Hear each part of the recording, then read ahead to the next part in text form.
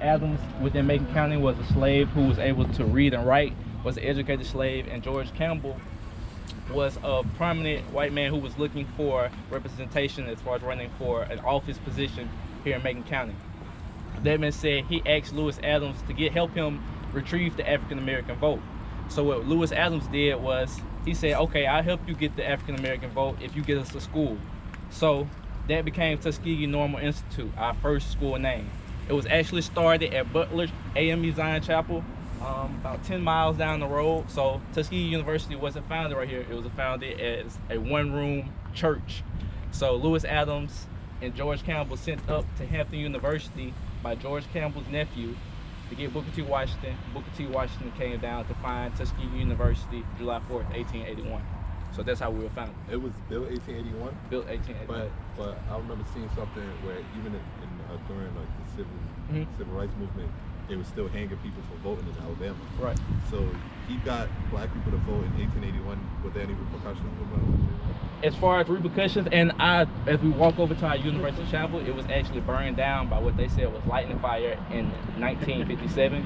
So it was civil things going on as far as hate crimes and things here on the Tuskegee University campus, but they were able to establish in the community and were able to establish a school based on the knowledge they had, the little knowledge they had, and with the help of Lewis Adams and George Campbell.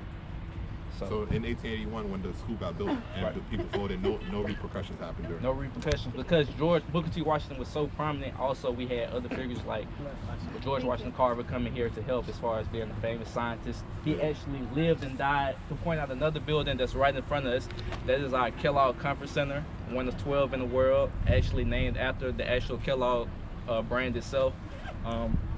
Formerly known as Dorothy Hall, where women's classes was taught as far as sewing and just cooking and things of that nature. Historically, that's where George Washington Carver, that's where he lived and died. They actually still rent out his room today. I've been in there a few times as far as the room he died in.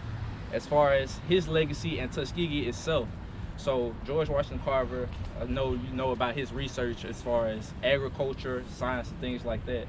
But working at Tuskegee, he was actually getting a check, and when he died, they actually found the box of checks still sitting in his room. So he never used any of his money. He was actually just teaching off his pure kindness of his heart and just the love of the school and just helping students. And he patented thousands of things as far as peanut butter, patents for cars, helping Henry Ford as far as building Model Ts and things like that. So just patenting itself and the knowledge they had working for free basically.